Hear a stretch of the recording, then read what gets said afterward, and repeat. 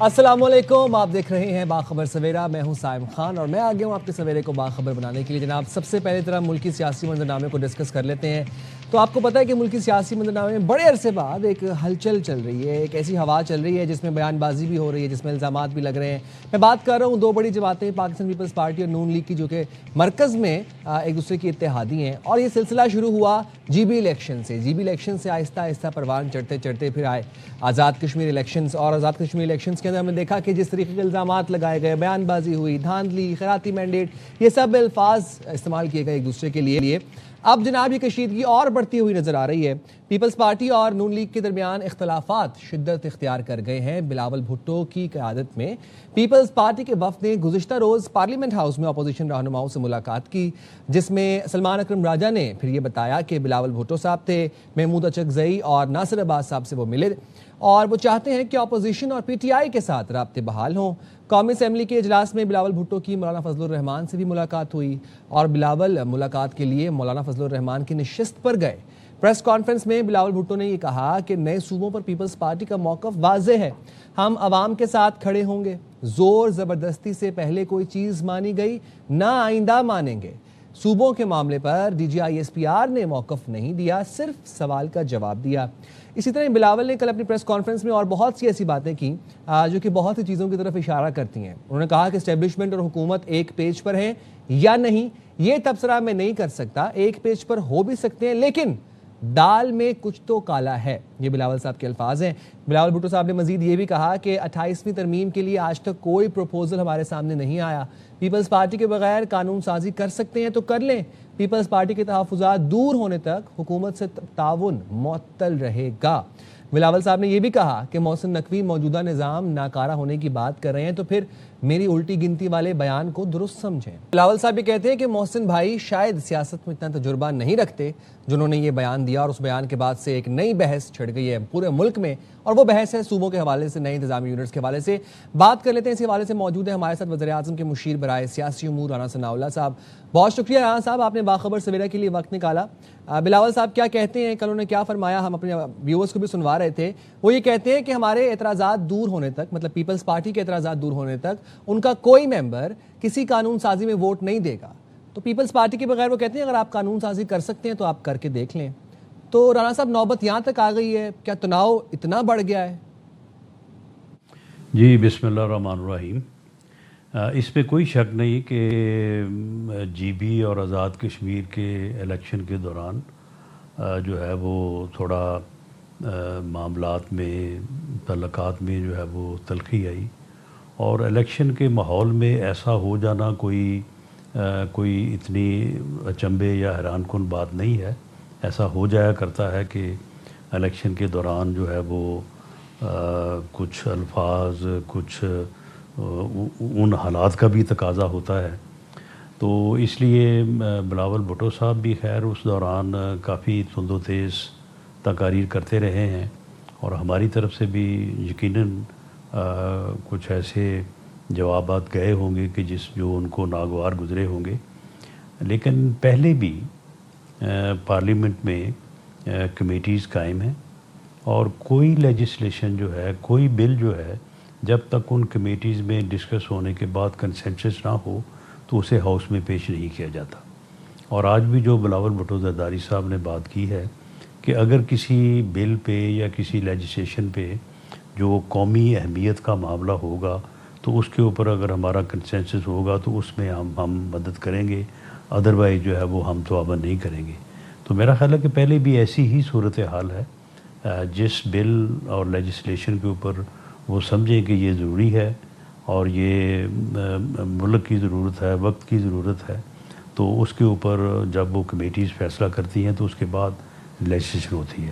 تو میں سمجھتا ہوں کہ وہ سلسلہ جو ہے لیجسلیشن کا اسی طرح جاری رہے گا، اور جب تک کسی بل کے اوپر کنسنسس نہیں ہوگا تو اسے پارلیمنٹ میں جو ہے وہ انٹروڈیوس نہیں کیا جائے گا.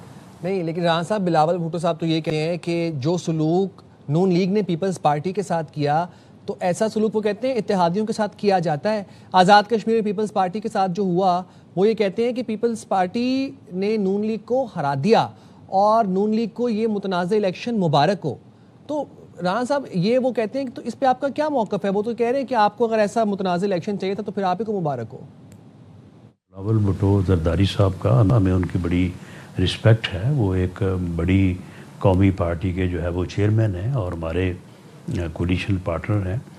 تو میں سمجھتا ہوں کہ ان کو جس قسم کی انفارمیشن اور جو بریفنگ دی گئی ہے وہ درست نہیں ہے.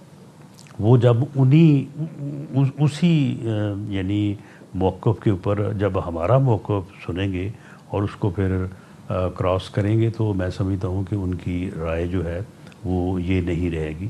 تو اس لیے ہم ان کے تحفظات بالکل دور کرنے کو تیار ہیں. جب بھی یہ سلسلہ شروع ہوتا ہے اس حصے میں جو میٹنگز ہوں گی تو ہم ان ساری چیزیں جو ہے ان کے سامنے رکھیں گے اور ان کے تحفظات جو ہے یقیناً مجھے پورا اس کے اوپر یقین ہے کہ وہ دور ہوں گے انشاءاللہ. اچھا رانا صاحب، کل بلاول صاحب کی ملاقات ہوئی اپوزیشن لیڈر سینٹ اور اپوزیشن قومی اسمبلی سے، اور اس میں کافی باتیں ہوئیں. اس کے بعد جو پریس کانفرنس ہوئی اس میں بلاول صاحب نے کافی ایسی باتیں کی جو بہت سی چیزوں کی طرف اشارہ کرتی ہیں. محمود اچکزئی صاحب یہ کہتے ہیں کہ حکومت چند روز کی مہمان ہے، اور ایسے میں ہم یہ بھی دیکھ رہے ہیں کہ حکومت سے پیپلز پارٹی بھی خفا ہے جو کہ حکومت کی اتحادی ہے. اپوزیشن اور پی ٹی آئی کے ساتھ جو رابطے کر رہی ہے پیپلز پارٹی، کیا آپ کو لگتا ہے بلاول کی اپوزیشن رہنماؤں سے جو حالیہ ملاقاتیں ہیں، جو رابطے ہو رہے ہیں، یہ نون لیگ کے لیے کہیں نہ کہیں الارمنگ ہے؟ اپوزیشن میں جو ہے وہ ایسے ہی ہوتا ہے، اور اپوزیشن جو ہے وہ ہمیشہ یہی کہا کرتی ہے کہ حکومت جو ہے وہ 3-4 دن کی مہمان ہے، اور وہ 3-4 دن کی مہمانی میں ہی جو ہے وہ 3-4 سال اور بعض اوقات 5 سال جو ہے وہ گزر جاتے ہیں. تو محمود خان اچکزئی صاحب کیونکہ لیڈر آف دی اپوزیشن ہے تو وہ اب یہ تو نہیں کہہ سکتے کہ حکومت اپنا ٹینر پورا کرے گی. وہ تو یہی کہیں گے کہ 3-4 دن کی مہمان ہے. مہمان تو، لیکن بلا صاحب کل یہ بھی کہہ رہے تھے نا کہ دال میں کچھ تو کالا ہے. وہ کالا کیا ہے وہ بھی آپ سے جانیں گے، لیکن ساتھ ہی وہ یہ بھی کہہ رہے تھے کہ وزیر اعظم شہباز شریف کے ارد گرد جو لوگ ہیں وہ ان کی کوششیں ناکام بنا رہے ہیں. کیا واقعی ایسا ہے رانا صاحب؟ نہیں، میاں شہباز شریف صاحب جو ہے وہ بڑے الرٹ اور بڑے متحرک انسان ہیں. ان کے ارد گرد کوئی ایسا آدمی نہیں، کوئی آدمی ایسا پھٹک ہی نہیں سکتا کہ جو ان کی کوششوں کو جو ہے وہ ناکام بنانے والا ہو. وہ اس سلسلے میں بڑے باخبر انسان ہیں. تو ایسا بالکل نہیں ہے. بلاول صاحب تھوڑا دیکھیں کہ ان کے ارد گرد کچھ لوگ ضرور ایسے ہیں کہ جنہوں نے اپنی ناکامی چھپانے کے لیے انہیں بڑی غلط انفارمیشن دی ہے، خاص طور پہ آزاد کشمیر کے الیکشن سے متعلق. میں ان کے ساتھ جب بھی ملوں گا تو میں بعض چیزیں ان کے نوٹس، ان کے یعنی ملاحظے کے لیے ان کے سامنے میں رکھوں گا کہ ایسا بالکل نہیں ہوا کہ کوئی منظم یا سسٹمیٹک قسم کی جو ہے وہ کوئی دھاندلی کی گئی ہو. وہاں پہ بڑے فری فیئر الیکشن اور بڑا زبردست جو ہے وہ کنٹیسٹ ہوا ہے. اب دیکھیں آپ مظفر آباد ڈویژن لے لیں، وہاں پہ 5 سیٹیں ہم جیتے ہیں، 4 سیٹیں پیپلز پارٹی جیتی ہے. اپنا جو ہے وہ میرپور ڈویژن لے لیں، وہاں پہ 13 سیٹیں ہیں، وہاں پہ 4 وہ جیتے ہیں، 9 ہم جیتے ہیں، اور 2 کے اوپر صرف ان کو اعتراض ہے، باقی الیکشن کے اوپر ان کو اعتراض نہیں ہے. اسی طرح سے جو پونچھ ڈویژن ہوا ہے تو پونچھ ڈویژن میں 4 سیٹوں پہ الیکشن ہوا ہے، 1 ہم نے جیتی ہے، 2 انہوں نے جیتی ہیں، 1 جو ہے وہ آزاد امیدوار جیتا ہے.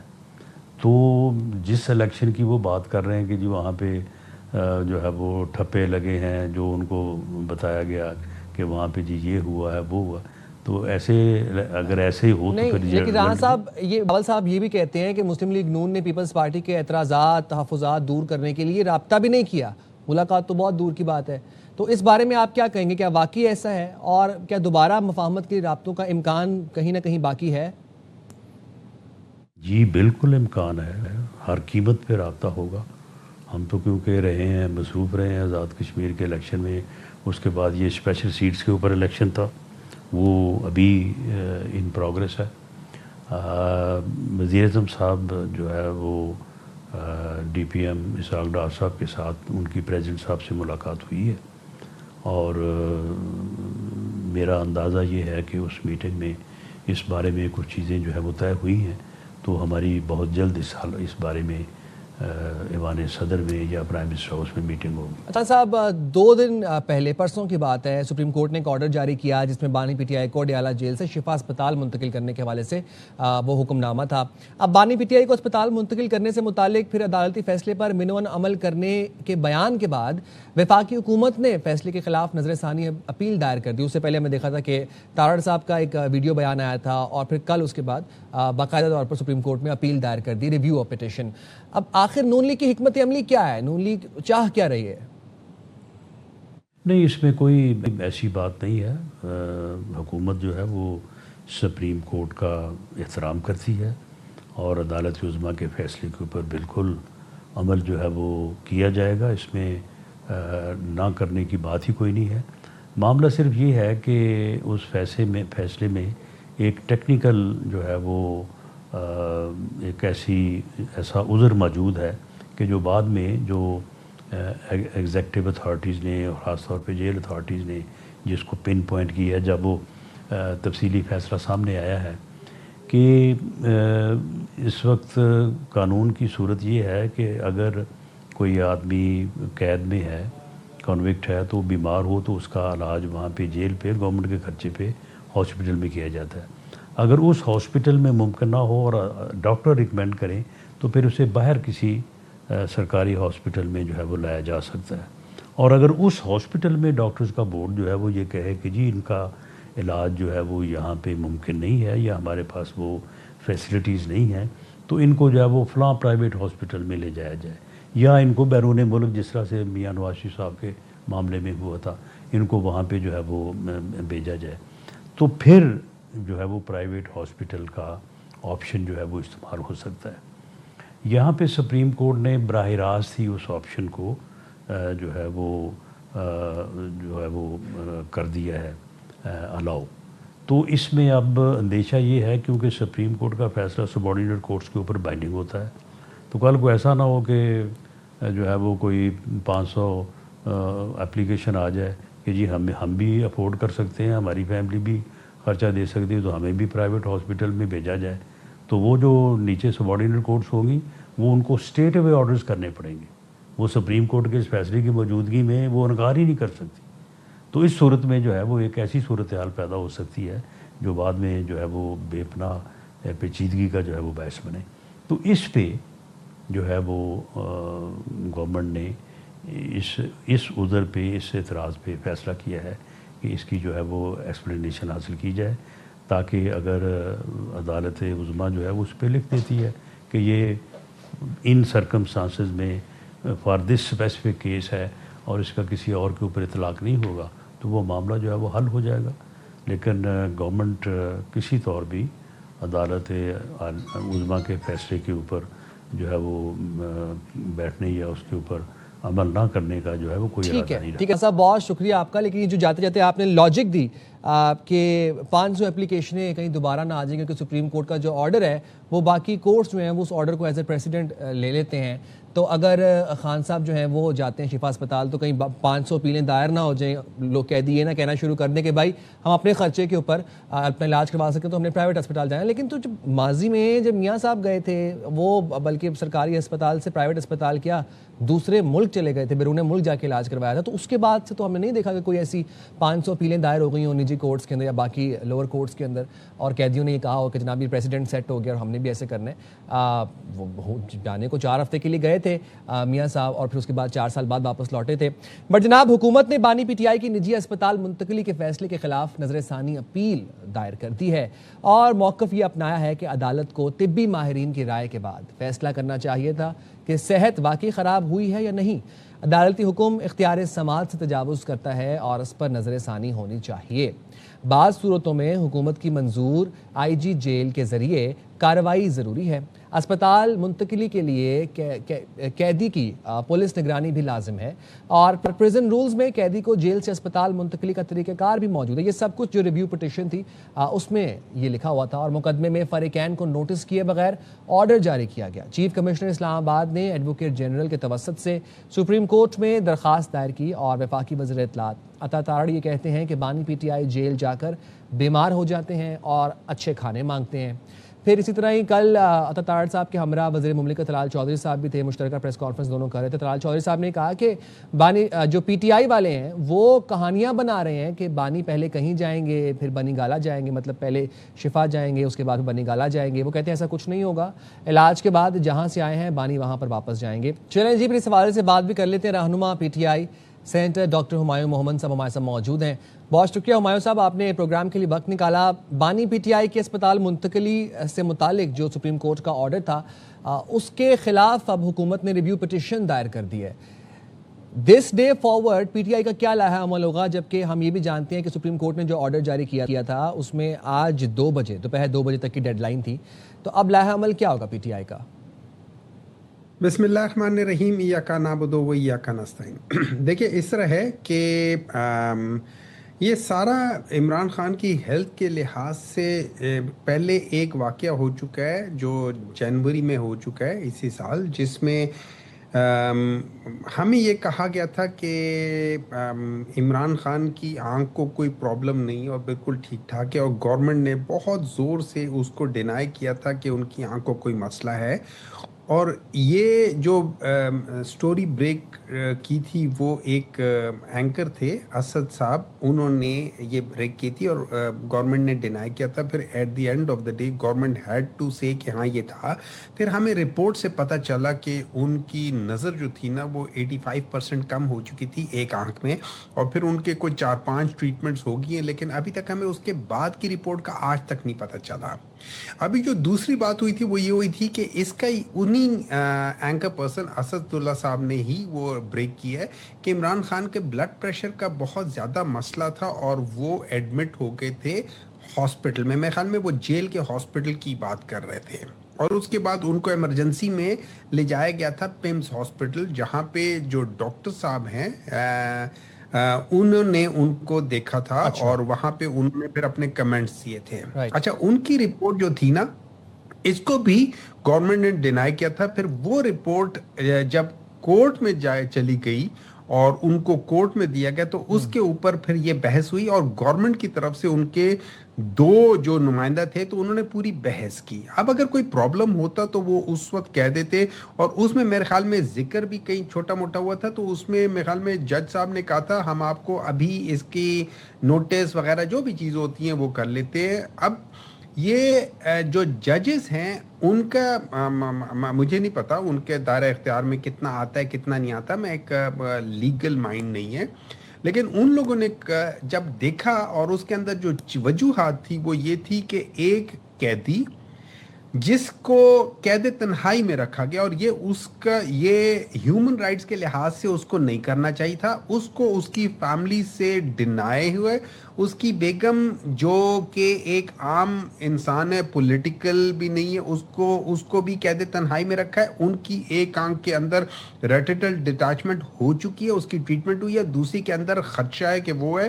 ان ساری چیزوں کے لحاظ سے ایک آدمی کے چاہے جتنا مرضی سٹرونگ ہو, اور آج تک کسی پولیٹیکل لیڈر نے اس قسم کی جیل 3 سال تک نہیں کاٹی, اس کے باوجود ان کے فیملی ہسٹری نہ ہونے کے باوجود ان کا بلڈ پریشر سوئنگ ہوا ہے. اور اس میں کہتے ہیں کہ جو ڈائسٹولک ہے اس کو وہ کافی اس میں انسٹیبلٹی ہے, اور ایک وقت میں پرابلی 120 تک جا چکا ہے. اور انہی چیزوں کو مد نظر رکھتے ہوئے پھر سپریم کورٹ نے حکم بھی جاری کیا کہ بانی پی ٹی آئی کو ڈیالہ سے شفا اسپتال منتقل کیا جائے. اب جاننا میں آپ سے یہ چاہ رہا ہوں کہ اس کے اوپر پھر حکومت کی طرف سے ریویو پٹیشن دائر کر دی گئی ہے, اس ریویو پٹیشن کی کیا اہمیت ہے؟ دیکھیں اس ریویو پٹیشن کی مجھے نہیں پتا کہ کیا اہمیت ہے, وہ ان کا دائرہ ہے, وہ لوگ کر سکتے ہیں, لیکن مجھے سمجھ نہیں آتی حکومت کرنا کیا چاہتی ہے. ان کے جو طارق فضل چودھری صاحب ہیں, ان کے جو رانا ثناء اللہ صاحب ہیں, ان کے باقی لوگ وہ کہتے ہیں کہ یہ بالکل ٹھیک ہوا ہے. وہاں پہ ان کے یہ 3-4 جو باقی لوگ ہیں وہ کہتے ہیں یہ غلط ہوا ہے. کوئی کہتا ہے کہ یہ تو مطلب اپنی جس کے جتنے منہ اتنی باتیں وہ شروع کر دی ہیں. ہمارا صرف ایک ہے, عمران خان کو نمبر 1 اس کی ٹریٹمنٹ ہونی چاہیے. یہ لوگ میرے خیال میں جیل رول 137 کو ریفر کر رہے ہیں, اس میں نہ پرائیویٹ ہاسپٹل کا ذکر ہے نہ اس میں اس ہاسپٹل کا ذکر ہے کہ یہ گورنمنٹ ہاسپٹل کا ہے. اگر پرائیویٹ میں انہوں نے کہا کہ خرچہ انہوں نے کہا کہ جی یہ لوگ خود کر لیں گے. اب امپورٹنٹ بات یہ ہے کہ آپ لوگ جو مرضی کرتے ہو کرو, इमरान खान का इस वक्त आज से ट्रीटमेंट शुरू होना चाहिए. मैं इसलिए बता रहा था कि जो हाइपरटेंसिव क्राइसिस है वो इमरजेंसी होता है. राइट. उसका इलाज ये है कि आप एडमिट करते हो. और अभी आपने बात जब देखा होगा कितने सोशल मीडिया में कार्डियोलॉजिस्ट हैं, उन्होंने अपने अपने ओपिनियन ये दिए कि इनको फौरन एडमिट करना चाहिए. क्यों? इसमें 3-4 चीज़ें ऐसी हो सकती है, किसी वक्त हो सकती हैं. नंबर 1, आपका एक्यूट रीनल फेलियर हो सकता है. आपका कार्डियक जो है ना अटैक हो सकता है, हार्ट अटैक हो सकता है एक्यूट.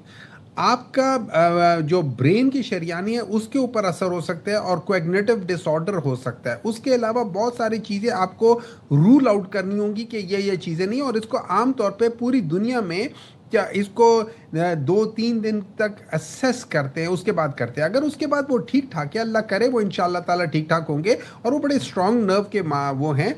लेकिन हर एक आदमी का एक ब्रेकिंग पॉइंट होता है और वो भी अगर आप फैमिली की बेसिस पे करें, जो और एक घटिया बात है, तो उस लिहाज से उनको कर ले. बाद में हमने ये नहीं कहा कि वो कहीं जाएंगे. मैं तो ये समझता हूँ इमरान खान वो शख्स है जो कहेगा कि मैं घर जाना नहीं चाहता, मैं जेल जाऊंगा. हाँ, एक ज़रूर बात है, हमें ये ज़रूर चाहूँगा कि जितने भी जो फीमेल हमारे प्रिजनर्स हैं उनको छोड़ दिया जाए. अच्छा, उसकी वजह यह है कि हमारा जो लॉ है उसमें जो CRPC है उसमें 497 सब क्लॉज 1 वो 3 चीज़ों को एड्रेस करता है. नंबर 1, औरतों को और बच्चों को, और कहता है कि किसी किस्म का भी ऑफेंस हुआ हो इनको बेल मिलनी चाहिए. इसके ऊपर मुख्तलिफ जजेस की जजमेंट्स भी. और तीसरी चीज है कि अगर कोई शख्स बीमार है तो उसको बेल मिलती है तो वो जाके अपना इलाज करवा ले. इलाज करवाने के लिए वो कहाँ से करवाते हैं? एज ए PTI रहनुमा, आपके पास अभी तक वैसे क्या इत्तलात आ रही हैं? आज दोपहर तक की डेडलाइन है सुप्रीम कोर्ट की जानिब से. बानी PTI को शिफ्ट किया जा रहा है शिफा अस्पताल, आज दोपहर तक कर दिया जाएगा. देखिए, व्हाट आई अंडरस्टैंड, जो जजमेंट आई है, जो उसमें क्लैरिटी के साथ लिखा गया है, और मुझे उसमें कोई इबाहम नज़र नहीं आ रहा था. अगर उसमें कोई जज ने अपने उससे तजावुज़ किया है वो उसका जवाब खुद देंगे. उन्होंने कहा है कि 48 घंटों के अंदर अंदर उसको शिफ्ट किया जाए और वहाँ पे उनकी ट्रीटमेंट की जाए. अब अगर गवर्नमेंट आज 2 बजे के बाद नहीं करती तो to the best of my understanding वो कंटेम्प्ट ऑफ कोर्ट का मुर्तकिब होना शुरू हो जाती है. उसके बाद every minute that is passed after 2 PM is as good as contempt of court.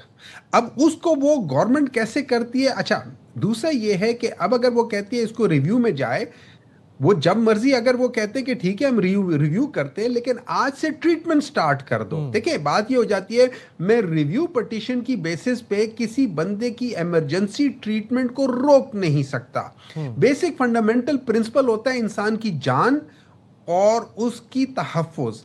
उसके लिए आप ये नहीं कह सकते हो यार एक आदमी की जान का खतरा है तो चलो हम पहले ये पैनल बनाएंगे, वो सारे आके बैठेंगे. और अगर हार्ट का मसला है तो मुझे उसमें ENT सर्जन की तुक नहीं बनती. अच्छा. अगर हार्ट का मसला है उसमें किसी और जो डिपार्टमेंट है उसकी बनती, उसमें आप काटे. To wind up the conversation, मैं आपसे दोनों केसेस में जानना ही चाहता हूँ कि अगर खान साहब को शिफ्ट कर दिया गया शिफा अस्पताल दोपहर तक या आज के दिन, तो आप लोगों का लाहा अमल क्या होगा और 27 सितंबर का स्टेटस क्या होगा जो धरने का आप लोगों ने मार्च का ऐलान किया है? और अगर नहीं किया जाता तो फिर PTI का लाहा अमल क्या होगा? दोनों केसेस में बताइए. देखिए, इस तरह है, 27 सितंबर अभी तकरीबन महीने से ऊपर है. वो कहते हैं ना, लेट्स क्रॉस द ब्रिजेस ऐसे कम. हम उसकी तैयारी कर रहे हैं, लेकिन उसमें बहुत सारे दरमियान में ऐसे वो हो सकते हैं. हमारे लिहाज से ये है कि ये इमरान खान की सेहत के साथ कुछ नहीं होना चाहिए. और अगर ये एक किस्म का हम इसको कॉन्फिडेंस बिल्डिंग मेजर के लिहाज से भी देख रहे हैं. अगर ये चीज़ हो जाती है सो बहुत सारी चीज़ें पेव हो जाती है. मैं ये नहीं कहता हूँ कि इमरान खान बनी गाला चले जाएंगे, मैं ये नहीं कहता हूँ, लेकिन एटलीस्ट आप ये ज़रूर कर सकते हैं कि उनके जो ह्यूमन राइट्स हैं वो उनको दे सकते हैं. उनकी फैमिली के साथ, उनके जो लॉयर्स हैं उनके साथ उनकी क्या मुलाकात हो सकती है, उनके जो पॉलिटिकल लोग हैं उनके साथ हो सकती है. हाँ, ये मैं ज़रूर मानता हूँ कि उसके बाद कोई इस किस्म की स्टेटमेंट नहीं आनी चाहिए जिससे प्रॉब्लम हो वो चीजें हमें भी नहीं करनी चाहिए और बाकी लोगों को भी नहीं करनी और इस चाहिए। चीज़ की फिर पीटीआई के बहुत से रहनुमाओं ने इस बात की यकीन दहानी भी करवाई, चाहे वो बैरिस्टर गौहर साहब हों, चाहे वो सलमान अकरम राजा साहब हों, किसी किस्म की कोई सियासी बात नहीं होगी, कोई मीडिया टॉक्स नहीं होंगी बाहर आके और सब कुछ। बहुत शुक्रिया हुमायूं साहब, आपने प्रोग्राम में वक्त निकाला। पीटीआई की तरफ से तो यकीन दहानियाँ करवाई गई हैं सुप्रीम कोर्ट को और अंडरटेकिंग दी है। बैरिस्टर गौहर साहब भी कल ये कह रहे थे कि कोई किसी किस्म का जलसा जुलूस नहीं होगा, शिफा अस्पताल के बाहर कोई मॉब इकट्ठा नहीं होगा, कोई सियासी बयानबाजी नहीं होगी। बट लेट्स सी, आज दोपहर तक की डेडलाइन है सुप्रीम कोर्ट की जानिब से। देखते हैं कि बानी पीटीआई को शिफा अस्पताल मुंतकिल किया जाता है या नहीं। जो भी अपडेट्स होंगी विल लेट यू नो। यहाँ पर मुझे एक छोटी सी ब्रेक लेनी है, हाजिर होंगे ब्रेक के बाद। Stay there with us.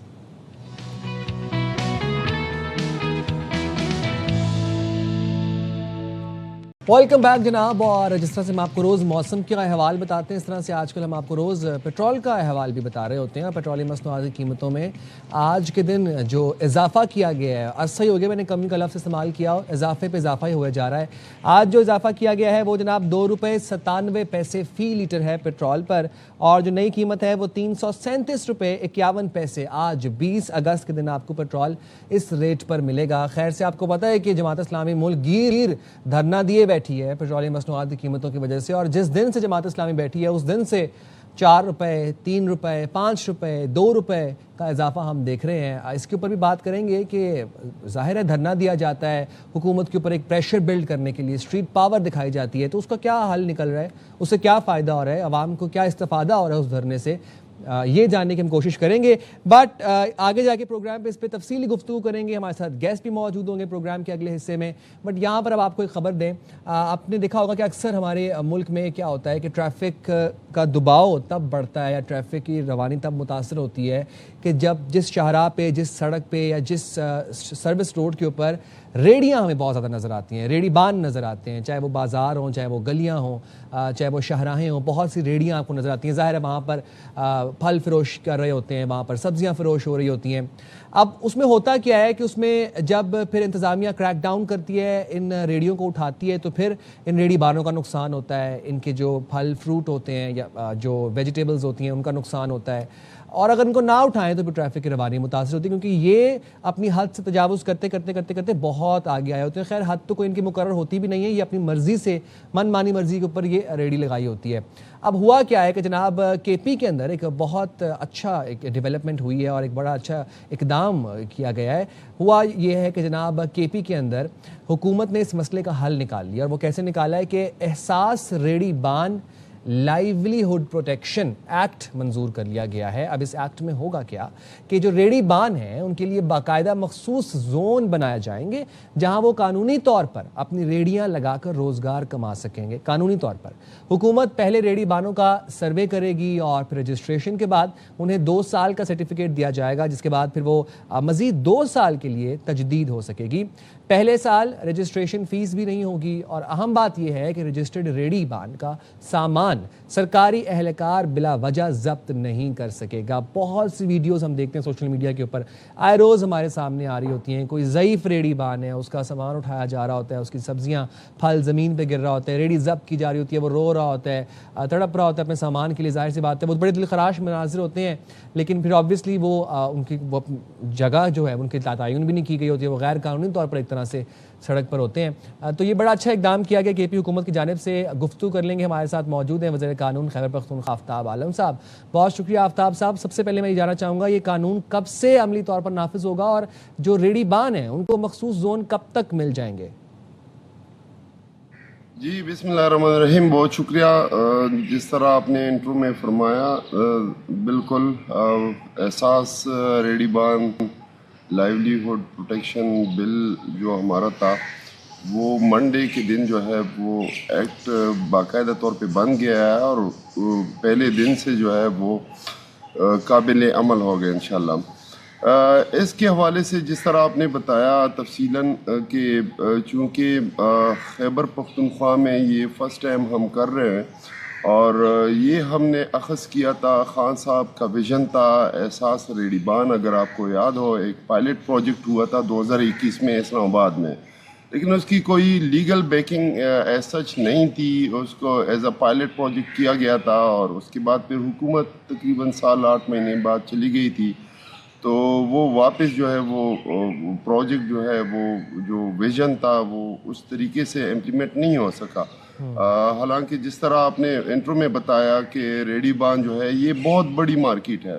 یہ راؤنڈ اباؤٹ ہمارے رف اندازے کے مطابق یہ تقریباً 340 سے 380 بلین روپیز پر ایئر کا جو مارکیٹ ہے, اور اس سے ہمیں ہماری میونسپلٹیز کے لیے ایٹ لیسٹ کم از کم 2.5 سے 5 ارب کی ریونیو بھی جنریٹ ہو سکتی ہے. اور سب سے بڑی بات کہ ان کا احساس, لیکن جب وہ ویڈیوز آتی ہیں ہمارے سامنے ملک کے مختلف شہروں سے آتی ہیں, مختلف ایریاز سے آتی ہیں, جب ریڑیاں ضبط ہو رہی ہوتی ہیں اور وہاں پر وہ رو رہے ہوتے ہیں ریڑی بان, ان کو دیکھ کے پھر افسوس بھی ہوتا ہے کہ ظاہر ہے حلال روزگار کمانے کے لیے وہ سڑکوں پر محنت کر رہے ہیں, لیکن پھر یہ بات بھی ہے اس میں قانونی عذر یہ ہے کہ وہ غیر قانونی طور پر ریڑی لگائی ہوتی ہے. جاننا میں آپ سے یہ چاہ رہا ہوں کہ اگر اس اسپیسیفک زون کے باہر کوئی ریڑی لگائے گا تو پھر کوئی قانونی کارروائی کی جائے گی اس کے خلاف, اور وہ کیا قانونی کارروائی ہوگی؟ جی بالکل, ان کے لیے باقاعدہ طور پہ اس ایکٹ میں فائن رکھے گئے ہیں اور وہ بھی نومینل ہیں میرے خیال میں, اور اس کو اگر آپ عزت کے ساتھ ایک پراپر زون جو ہے ان کی ٹیگنگ ہوگی, ان کو ایون ان کی مائکرو فائنینسنگ بینک سے ہوگی, ان کی انٹیگریشن کی گئی ہے اس ایکٹ میں, اور اس کے ساتھ ساتھ ان کے لیے ایک اسپیسیفک زون جو ہے وہ ڈکلیئر کیے جائیں گے تمام میونسپلٹیز میں. ہم یہ سمجھتے ہیں کہ دیکھیں بیسیکلی ہمارا پرپز اس میں یہی تھا کہ ان کو جو ان کی ہیریسمنٹ ہوتی ہے, ان کو بلا وجہ تنگ کیا جاتا ہے, وہ بھی ایک بہت بڑی اکانومی ہے. وہ بھی جو لائیولیہوڈ, ہم یہ سمجھتے ہیں کہ 1,40,000 سے زیادہ لوگ جو ہے اس سے جڑی ہوئے ہیں ہمارے صوبے میں. تو آفتاب صاحب اس کی کوئی رجسٹریشن فیس بھی ہوگی جو ریڈی بانوں کو ادا کرنی ہوگی, اور دوسرا ان کو کوئی بالکل وہ نومینل ہی ہوگی, 50 سے 100 روپے کے درمیان جو ہے اس کی نومینل فی ہوگی. اور ان کو کوئی سلپ یا کوئی سرٹیفکیٹ بھی دیا جائے گا کہ یہ اس مخصوص زون میں اپنی ریڈی لگا سکیں تاکہ بعد میں کوئی لڑائی جھگڑا نہ ہو؟ جی بالکل, ان کی پراپر ٹیگنگ ہوگی, ان کی پراپر سرٹیفکیشن ہوگی, یہ رجسٹریشن ہوگی. بالکل رائٹ. اور کے پی کے کن اضلاع سے اس پروگرام کو شروع کیا جا رہا ہے اور کہاں تک اس کو پھیلایا جائے گا؟ دیکھیں یہ تو پورے صوبے کے لیے بھی ایکٹ بن گیا ہے, اور ظاہری بات ہے کہ ہم شروع جو ہے وہ پشاور سے ہی کریں گے, اور پھر ڈویژنل ہیڈ کوارٹرز جو ہمارے ڈسٹرکٹس ہیں اس میں اس کو پھیلایا جائے گا, اور سٹیپ بائی سٹیپ جو ہے تمام اضلاع کے لیے ایکسٹینڈ کیا جائے گا. Rightly said. بہت شکریہ آفتاب صاحب, آپ نے بڑے زبردست طریقے سے اس پورے پروگرام کے حوالے سے ساری ڈیٹیلز بتائی ہیں, اینڈ وی ریئلی ہوپ کہ اسی طرح کا کوئی جو پروگرام ہے وہ ہم پورے ملک میں دیکھیں. ظاہر ہے ریڈی بان ہیں اور وہ محنت کرتے ہیں, محنت مزدوری کر کے حلال روزگار کماتے ہیں, اور پھر جب ان کے ساتھ اس طرح کے واقعات پیش آتے ہیں کہ, اور اس میں بھی قانونی عذر تو یہ ہے نا کہ وہ غیر قانونی طور پر ریڈی لگاتے ہیں لیکن ان کے پاس کوئی آپشن نہیں ہے, پھر ان کی ریڈیاں ضبط جب ہوتی ہیں اور پھر وہ ایک بڑے دلخراش مناظر ہوتے ہیں. تو it's a very good initiative and we really endorse such initiatives. Moving forward جناب, ہم جب کسی ملک میں جاتے ہیں اس ملک کے رول کی, اس ملک کے قانون و آئین کا احترام کرتے ہیں, وہاں جا کے رولز کو فالو کرتے ہیں. اسی طرح ہی جب کوئی ہمارے ملک میں آتا ہے تو ہم ان سے بھی ایکسپیکٹ کرتے ہیں کہ ہمارے ملک کے کلچر کو, ہمارے ملک کے ریلیجن کو, قانون کو, آئین کو رسپیکٹ کیا جائے, اسی طرح ہی جس طرح اپنے ملک میں رہتے ہوئے وہ وہاں کے سٹیزنز کرتے ہیں. تو اب ہوا کیا ہے کہ بیشتر کیسز ہر سال ہمارے سامنے آتے ہیں, ہم آپ کو باخبر سویرا میں رپورٹ کر رہے ہوتے ہیں کہ غیر ملکی افراد جو ہیں, غیر ملکی باشندے جو ہیں وہ فلاں انلیگل ایکٹیویٹی میں پکڑے گئے ہیں, فلاں انلیگل ایکٹیویٹی میں پکڑے گئے ہیں. اب کیا ہوا ہے کہ جناب کال سینٹر کی آڑ میں غیر اخلاقی مواد کی تیاری کی جا رہی تھی, اور جناب ایک چائنیز گینگ پکڑا گیا ہے جس میں بہت سے ممالک کے اور بھی باشندے تھے, تھائی بھی تھے, انڈونیشین بھی تھے, بٹ میجورٹی چائنیز تھی. اس بار جناب 2, 4 یا 6 ملزمان نہیں دھرے گئے بلکہ 275 ملزمان کو گرفتار کیا گیا ہے. ان شارٹ سادہ الفاظ میں آپ کو بتاتا ہوں یہ کر کیا رہے تھے. یہ کال سینٹر کی شکل بنائی ہوئی تھی انہوں نے اس پورے سیٹ اپ کی, اور یہ اس کال سینٹر کی آڑ میں یہ غیر اخلاقی مواد ویڈیوز جو تھیں اس کو کریٹ کرتے تھے اور اس کو پھر آگے شیئر بھی کرتے تھے. ذوالقرنین حیدر ہمارے ساتھ موجود ہیں, ہمارے نمائندے, ان سے تفصیلات جانیں گے.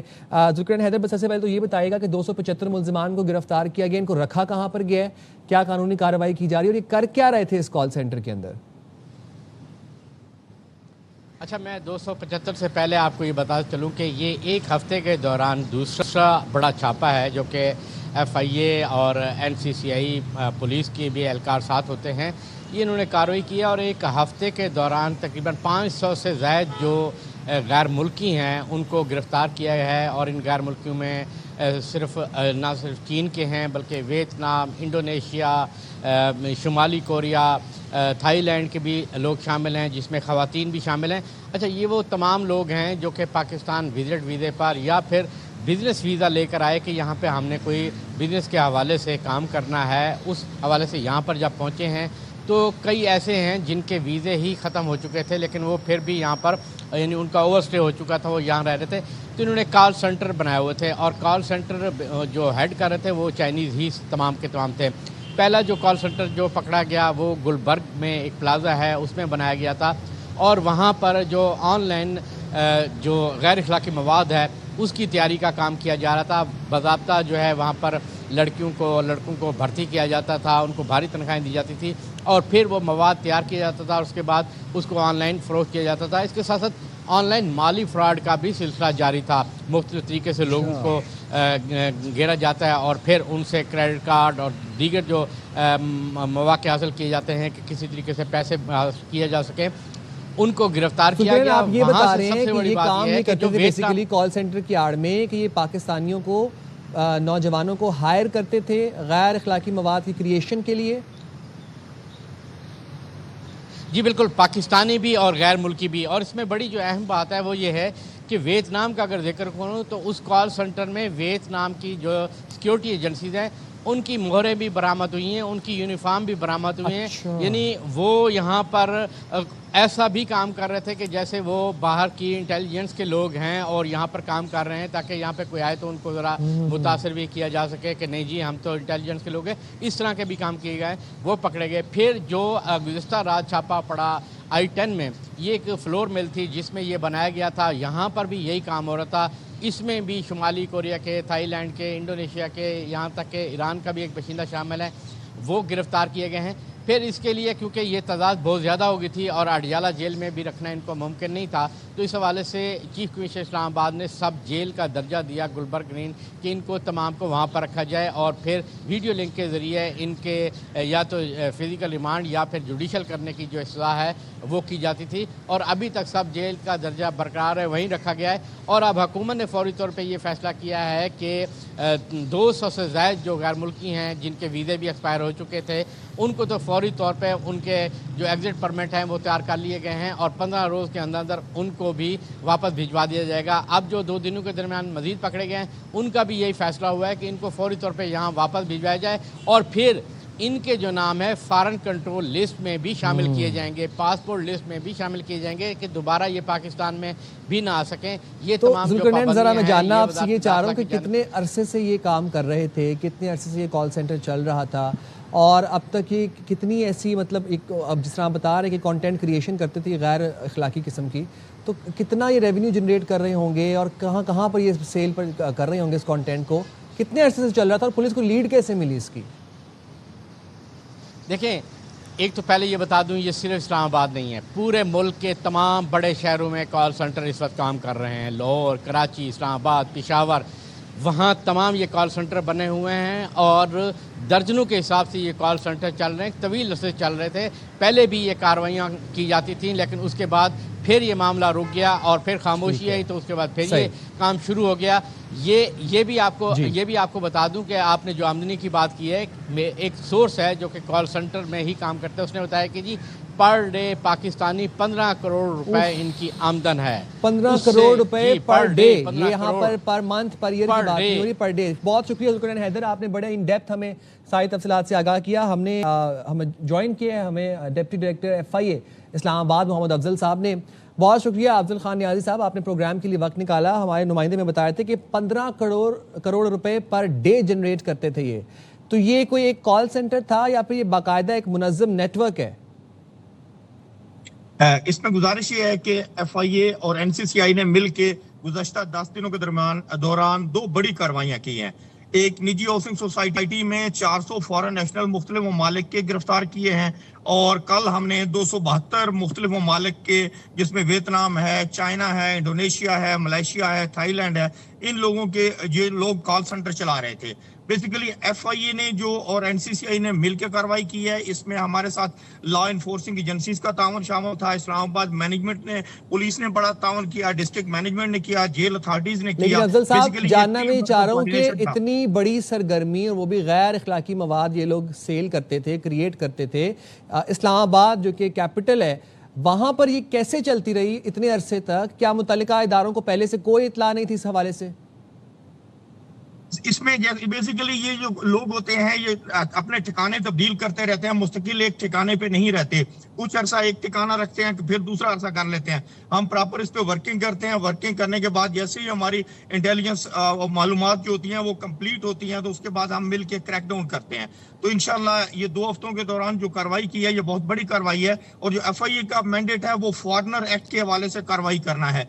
हम लोग इनके जो लोग वीजा, विजिट वीजा या बिजनेस वीजा लेके आते हैं उसकी सर्टन लेकिन कंडीशन अफजल होती है। साहब, पिछले वो जितने foreigner अरसे में हमें इस तरह की इलीगल केस एक्टिविटीज़ रिपोर्ट हुई हैं, उसमें सामने ये आता है कि एक बड़ी तादाद में चाइनीज़ इन्वॉल्व होते हैं, चाइनीज़ बाशिंदे। तो उससे तासुर ये आता है कि शायद जो चीनी बाशिंदे हैं उनको साथ कोई नरमी बरती जाती है, उनको ओवरलुक किया जाता है, क्योंकि ज़ाहिर है हमारा बरादर दोस्त मुल्क है और वहाँ पे हम बड़ा रिस्पेक्ट करते हैं वहाँ से कोई आए। लेकिन हम अगर चाइना जाएँ या हम किसी और मुल्क जाएँ, UK जाएँ, US जाएँ, तो हम तो बड़ा एहतराम करते हैं आईनो कानून का उस मुल्क के, और अगर ना करें तो फिर सजाएं बड़ी सख्त होती हैं हमारे लिए। एक्चुअली खाली ये चाइनीज नहीं है, इसमें वियतनाम के लोग भी शामिल हैं, इंडोनेशिया के भी हैं, मलेशिया के भी हैं, मल्टीपल लोग शामिल हैं। जो इलीगल बिजनेस होता है उसका, जो इलीगल एक्टिविटीज में मुलवस होते हैं, उसके लिए हमारी तरफ से तो कोई रिलैक्सेशन नहीं, चाहे वो किसी भी मुल्क से ताल्लुक रखता है। जब भी इतला मिलेगी तो FIA कार्रवाई करेगी। इसमें थोड़ा सा मैं ऐड करता जाऊं कि FIA फॉरेनर एक्ट का 14 फॉरेनर एक्ट का FIR देती है। ना सिर्फ उनके खिलाफ FIR दी जाती है बल्कि उनके वीजे के लिए FCL में ब्लैकलिस्ट कर दिया जाता है, उनको दोबारा वीजा नहीं मिलेगा, they will be deported back to their native countries. और फॉरेनर एक्ट के तहत FIA कार्रवाई करेगी। जो NCCI है वो PICA एक्ट के तहत उनके जो गैर अखलाकी मवाद है उसके तहत कार्रवाई करेगी। डिस्ट्रिक्ट मैनेजमेंट और इस्लामाबाद पुलिस हमें सपोर्ट करती है, तो हमें जैसे ही ये कोई इतला मिलती है तो FIA और NCCI मिलकर कार्रवाई करती है। लास्ट कभी में बस ऐसा नहीं अफजल हुआ साहब, कि हमें क्विकली मैं इतला जानना आपसे चाहूंगा, ये बता दें कि इनको डिपोर्ट करने के हवाले से क्या प्रोसेस हो रहा है?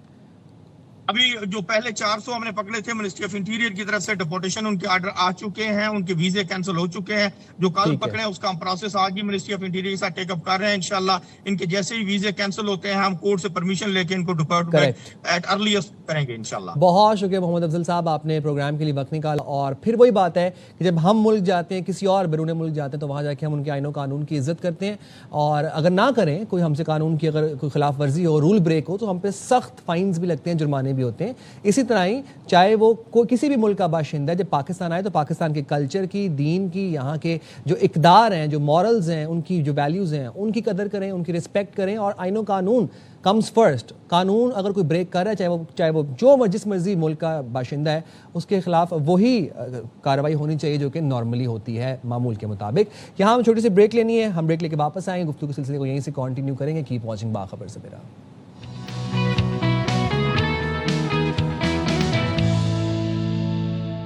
वेलकम बैक टू बाखबर सवेरा जनाब। और एक ऐसा मौजू जिस पे बाखबर सवेरा ने बारहा आवाज़ उठाई है, और पिछले गुज़िश्ता 2 से 3 महीनों के अंदर हमने मुतादिद प्रोग्राम्स किए, मुतालिका गेस्ट को बुलाया, मुतालिका हुकाम के साथ रब्ता करने की कोशिश की, और वो ये है जनाब कैम्ब्रिज एग्ज़ाम्स का। AS लेवल के पर्चे लीक पे लीक होते गए, हम प्रोग्राम्स करते गए, हम आवाज़ उठाते रहे, हम आला हुकाम से अपील करते रहे बच्चों के लिए, लेकिन कुछ ना हुआ। और हुआ ये आखिर में कि कुछ एग्ज़ाम्स के रीटेक्स ले लिए गए और कुछ एग्ज़ाम्स में एक्सपेक्टेड ग्रेड्स दे दिए गए। मैं आपको ज़रा बता दूं कि AS मैथ्स लीक हुआ, उसके बाद स्टैट्स था, फिज़िक्स था, कंप्यूटर साइंस था, बिजनेस स्टडीज़ थे। ये जनाब एक के बाद एक पर्चा लीक होता रहा। और कहाँ पर होता रहा? कभी डिस्कॉर्ड पे, कभी इंस्टाग्राम के ऊपर लिंक्स आते रहे, कभी रेडिट के ऊपर आते रहे, और जनाब बच्चे कंप्लेन करते रहे, पेरेंट्स परेशान थे। कैम्ब्रिज की जानिब से बार बार यही बताया जा रहा था और यही मौक़िफ़ अपनाया जा रहा था कि जब एग्ज़ाम्स ओवर हो जाएंगे उसके बाद फिर कैम्ब्रिज इसके ऊपर कोई सूदमंद इसका कोई हल निकालेगा। लेकिन वो हल फिर यही निकला कि कुछ एग्ज़ाम्स के रीटेक्स ले लिए, कुछ में एक्सपेक्टेड ग्रेड्स दे दिए। अब जनाब 11 अगस्त को जारी होने वाले नताइज में पाकिस्तान के 850 से ज़ायद स्कूल्स और कॉलेजेस के 1 लाख से ज़्यादा तलबा शरीक थे।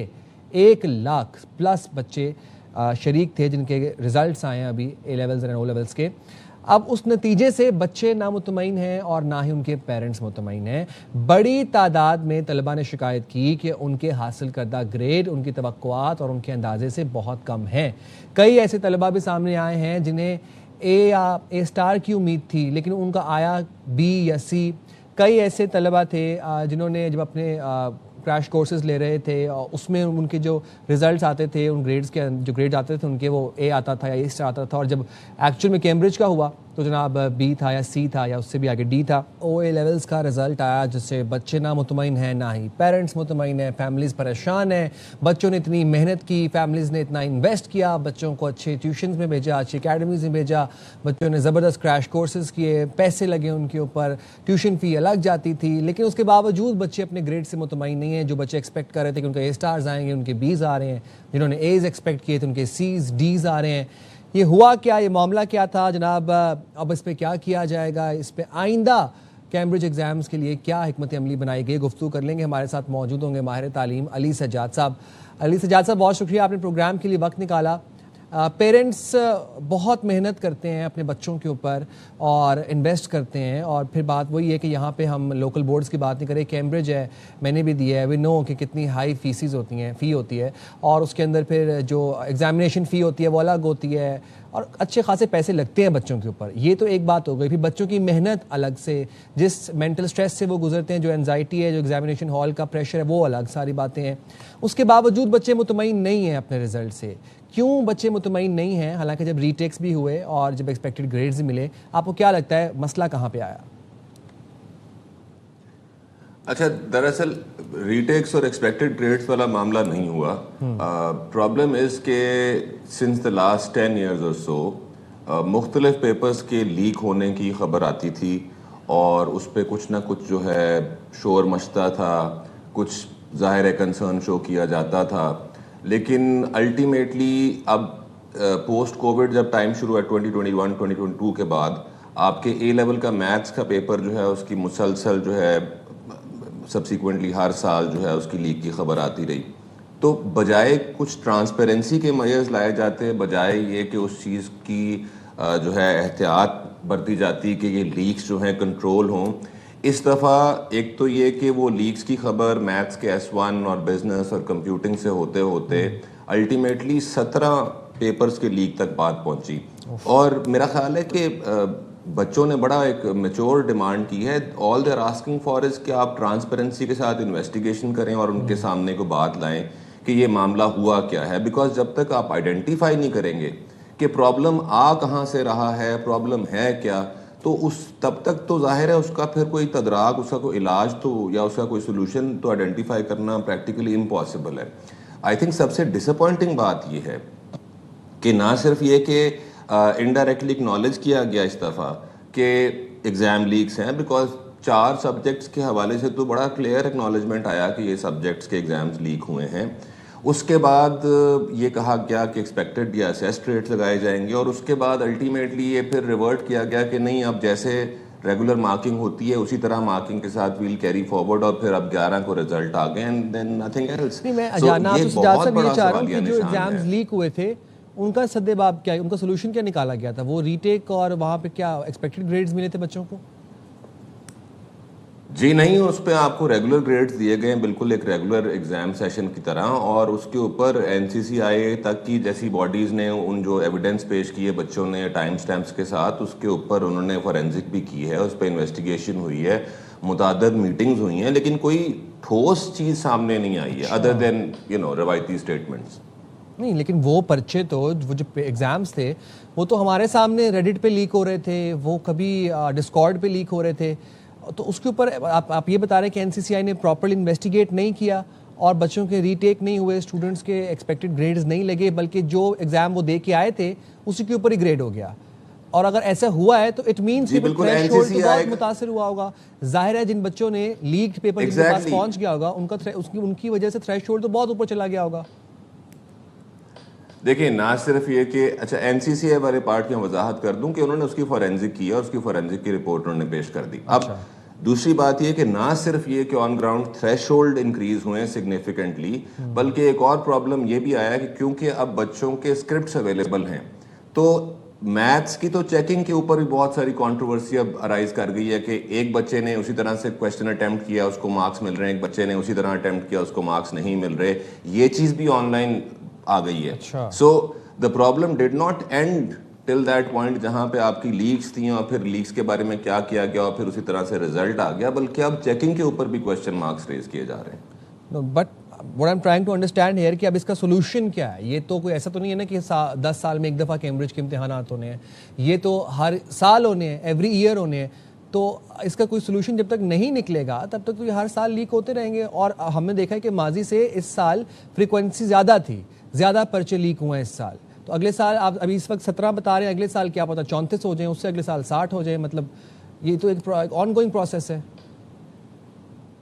एग्जैक्टली. सो देखें, जो इसका सद्देबाब या जो सोल्यूशन है उसके दो एंड्स हैं. एक तो ये है कि कैम्ब्रिज खुद कितना सीरियस लेता है, दूसरा ये कि गवर्नमेंट क्योंकि इस दफ़ा इन्वॉल्व थी, इस दफ़ा इंटीरियर मिनिस्टर इन्वॉल्व थे, आपकी सेनेट इन्वॉल्व थी, तो ये दोनों जो एंटिटीज़ हैं ये कैसे रिस्पॉन्ड करती हैं इज़ वन थिंग.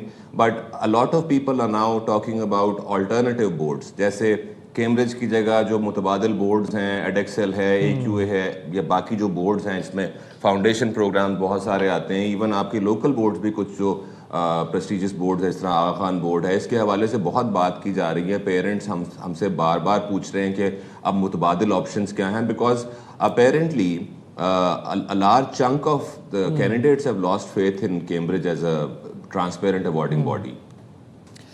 अच्छा, ये तो खैर बड़ी तशवीशनाक सूरत हाल है. बहुत शुक्रिया सजाद साहब, आपने प्रोग्राम के लिए वक्त निकाला. मेरा सिर्फ एक ही छोटी सी बात करना चाहूँगा. अभी इंडिया में जो पूरी जेन ज़ी लेड मूवमेंट थी, वो उसका आगाज़ कहाँ से हुआ था? उसका आगाज़ यहाँ से हुआ था कि भारत में नीट का एग्ज़ाम लीक हुआ था, और उसके बाद से फिर स्टूडेंट्स ने आहिस्ता आहिस्ता प्रोटेस्ट किया, फिर उसके साथ कॉकरोच जनता पार्टी मिल गई, और फिर वो एक पूरी नेशन वाइड वो जो प्रोटेस्ट था वो स्प्रेड हो गया, और उसके जो नताइज थे वो हमने देखे हैं, वो हमने एक्सपीरियंस किए. तो मैं आला हुकाम से ये गुजारिश करना चाहता हूँ कि खुदा न खास्ता हमारे मुल्क में भी कोई इस तरह का एपिसोड हो, या आप लोग चाहते हैं कि बच्चे कुछ इस तरह का करें, तब जाके हमारे आला हुकाम इस पर कोई स्टेप लेंगे, या हम इस इंतज़ार में बैठे हुए हैं कि ऐसा कुछ हो.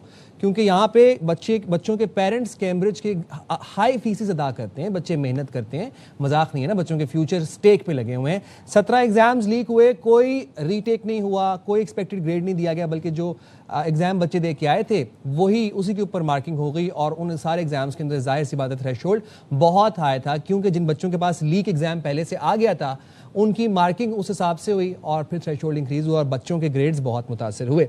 मूविंग फॉरवर्ड जनाब, हम अपने प्रोग्राम के आगाज़ में पेट्रोलियम मसनूआत के हवाले से गुफ्तगू कर रहे थे. मैंने कहा था हम प्रोग्राम में आगे जाके तफसीली गुफ्तगू भी करेंगे. पेट्रोलियम मसनूआत मुल्क में एक बहुत तशवीशनाक सूरत हाल इख्तियार कर चुके हैं, और अरसा ही हो गया मैंने आप लोगों को ये बात रिपोर्ट की हो कि पेट्रोल प्राइसेस में कमी हो गई है. जनाब, कमी नहीं हो रही, इजाफा ही हुए जा रहा है, और इस इजाफे के ऊपर जमात इस्लामी मुल्क गिर एहतजाज के ऊपर धरने में बैठी हुई है. मुल्क के मुख्तलिफ शहरों में गवर्नर हाउस के सामने शाहराहों के ऊपर धरना चल रहा है जमात इस्लामी का. लेकिन यहाँ पर एक आयरनी ये है कि जब से जमात इस्लामी बैठी हुई है धरनों पे, तब से पेट्रोलियम प्राइसेस इंक्रीज़ ही हुए जा रही हैं. और ये मैं भी जानने की और समझने की कोशिश करूँगा कि ऐसा क्यों हो रहा है, हुकूमत के ऊपर क्यों कोई दबाव नहीं है, हुकूमत क्यों असर नहीं ले रही, स्ट्रीट पावर कहाँ है जमात इस्लामी की. प्राइसेस कम होनी चाहिए थी लेकिन प्राइसेस इंक्रीज़ होते जा रही हैं. 2.97 मतलब 2.97 रुपीज़ पेट्रोलियम प्राइसेस में आज के दिन के लिए इजाफा किया गया है. जमात इस्लामी के धरने के बावजूद पेट्रोल सस्ता नहीं हो रहा. ऐसा लग रहा है हुकूमत ज़्यादा दबाव में नहीं आ रही. आज 20 अगस्त के लिए पेट्रोल 2 रुपये 97 पैसे फ़ी लीटर महंगा कर दिया गया जनाब, और पेट्रोल की जो नई कीमत है वो आज के दिन के लिए है 337 रुपये 51 पैसे, जबकि जो डीजल है उसकी कीमत 32 रुपये 63 पैसे से कम करके 363 रुपये 6 पैसे मुकर्रर कर दी गई है. तो हमने आज अपने स्टूडियोज़ में मदऊ की है जनाब मुनम ज़फ़र साहब को. बहुत शुक्रिया मुनम साहब, आपने प्रोग्राम के लिए वक्त निकाला, थैंक यू वेरी मच. सबसे पहला जो मैं भी जानना चाहता हूँ ये बात, और आवाम भी जानना चाहते हैं, हमारे व्यूअर्स भी जानना चाहते हैं, क्यों हुकूमत असर नहीं ले रही इस धरने का? क्यों अभी तक आप लोगों से कोई रब्ता हुआ है? पहले तो ये बताइएगा, कोई मुज़ाकरात चल रहे हैं आप लोगों के हुकूमत के साथ?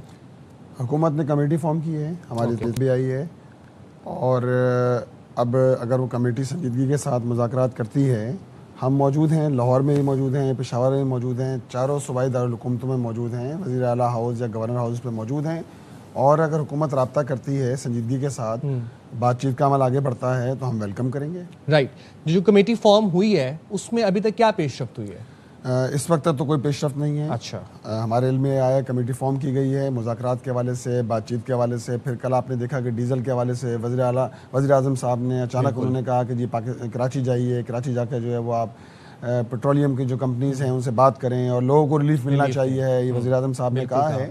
اور ڈیزل کے اندر تو انہوں نے 32 روپے پیسے جو ہے کمی کی ہے. لیکن اصل مسئلہ پیٹرولیم مصنوعات پر جو لیوی عائد کی گئی ہے، اور لیوی کی رقم آپ دیکھیں نا 80 روپے تو صرف لیوی کی رقم ہے. بالکل ہے. اور اسی طرح سب ملا لیں تو تقریباً 115 سے لے کر 125 روپے تک ویری کرتی رہتی ہے. مختلف ٹیکسز ہیں، کلائمیٹ سپورٹ، کسٹم لیوی، اس طرح کی چیزیں. لیکن آپ دیکھیں نا کامن مین جو ہے پریشان کس وجہ سے ہے کہ ایک اسٹوڈنٹ، ایک میڈیا پرسن، ایک فوڈ رائڈر، اسی طرح ایک مزدور اگر 1 لیٹر پیٹرول ڈلوائے گا، اس کا مطلب کیا ہے کہ وہ سیدھا تقریباً 33%، 34% جو ہے وہ لیوی کی شکل میں دے رہا ہے. تو یہ تو ظلم ہے نا کہ ہر چیز کے اوپر. اب ایک نوجوان، ایک طالب علم جو اپنی یونیورسٹی جاتا ہے، وہ تو ٹیکسیبل آمدنی بھی نہیں ہے اس کی، اور وہ ہر لیٹر پر جو ہے وہ 33% دے رہا ہو، 125 سے 130 روپے دے رہا ہو، تو یہ تو ظلم ہے. اور دوسری جانب صورتحال یہ ہو کہ حکمرانوں کی عیاشیوں میں کمی نہیں آ رہی ہو. حکمران جو ہے دیکھیں نا آپ 380 ارب روپے صرف بیوروکریسی اور حکمرانوں کو فری پیٹرول دیا گیا ہے. 280 ارب روپے ان کو فری بجلی دی گئی ہے. یہ حکمران جب نکلتے ہیں، وزٹ کرنے نکلتے ہیں، تو ان کے پروٹوکولز اتنے ہیں، ان کے پیچھے 25 گاڑیاں چلتی ہیں، 36 گاڑیاں چلتی ہیں، اور اس پروٹوکولز کے اندر ظاہر بات ہے پیٹرول لگتا ہے. لیکن ایک عام آدمی 2 وقت کی روٹی کے لیے پریشان ہے کہ کس طرح اپنے بچوں کو پڑھائے گا. یہ تو میں آپ کی بات پہ یہاں پہ اگری کرتا ہوں، آپ کی بات کو انڈورس کرتا ہوں. ہم روز باخبر سویرا میں بات کرتے ہیں کہ جو عام آدمی ہے جو 40 42 45 ہزار روپے بھی کما رہا ہے، وہ اپنے گھر کے بجلی کے بل دے گا، وہ رینٹ دے گا، وہ بچوں کی تعلیم پہ پیسے خرچ کرے گا، یا وہ پیٹرول بھروائے گا. بٹ سر یہاں پر جاننا میں آپ سے یہ چاہ رہا ہوں کہ کیوں جماعت اسلامی اسٹریٹ پاور دکھانے میں ناکام نظر آ رہی ہے؟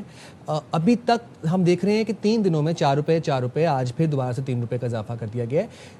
بجائے کم کرنے کی حکومت بڑھائے جا رہی ہے. تو حکومت کہیں مطلب ٹسل تو نہیں کوئی چل رہی کہ اب آپ لوگ بیٹھے تو ہم بڑھائے جا رہے ہیں؟ دیکھیں جی، یہ حکومت تو ٹسل کی بھی قابل نہیں ہے. فارم 47 کی شکل میں برسرے ان کو جو ہے مسلط کر دیا گیا ہے. یہ ٹسل کے قابل بھی نہیں ہے. اور ہمارا دھرنا تو آج 5ویں روز میں داخل ہوا ہے. انشاءاللہ تعالیٰ یہ دھرنا، یہ تو گریجولی اٹس ٹیکس ٹائم، یہ ٹائم لگتا ہے اس کے اندر. لوگ اویئر ہو رہے ہیں، مستقل حاضری بڑھ رہی ہے. کل بڑی تعداد میں خواتین نے دھرنے کا رخ کیا تھا. آج پاکستانی برادری جسے مقلیت کہتے ہیں، ہندو، عیسائی، سکھ وغیرہ، یہ ہمارے دھرنے میں بڑے پیمانے پر شریک ہوں گے. انشاءاللہ تعالیٰ کراچی کی بات کر رہا ہوں میں، شریک ہوں گے. تو عوام اویئرنیس بڑھ رہی ہے. لوگوں کو نہیں پتا تھا. آپ کو یاد ہے IPPs کے متعلق بھی لوگوں کو نہیں پتا تھا. جماعت اسلامی نے 14 دن کا دھرنا دیا، اور 14 دن کے دھرنے کے نتیجے میں بعض لوگ سوال کرتے ہیں کہ 14 دن کے دھرنے کے نتیجے میں بجلی کی قیمت بڑھ گئی. میں آپ کو بتاؤں کہ یعنی گھریلو صارفین 8 روپے 64 پیسے ان کو جو ہے ریلیف ملا ہے. انڈسٹریل صارفین کو 16 روپے 65 پیسے جو ہے وہ ان کو ریلیف ملا ہے. اسی طرح خود وزیر توانائی کہتے ہیں کہ 3400 ارب روپے کا قومی خزانے کو فائدہ ہوا ہے IPPs کے نتیجے کے اندر. لوگوں کو نہیں پتا تھا انڈیپینڈنٹ پاور پروڈیوسر کیا ہے، کس طرح لوگوں کی جیبوں پہ ڈاکہ ڈالا جا رہا ہے، کس طرح لوگوں کی تمناؤں کا آپ خون کرتے ہیں. ایک عام آدمی کس طرح اپنے 43,000 بیسک سیلری ہے، آپ بتائیے 43,000 میں گھر چل سکتا ہے؟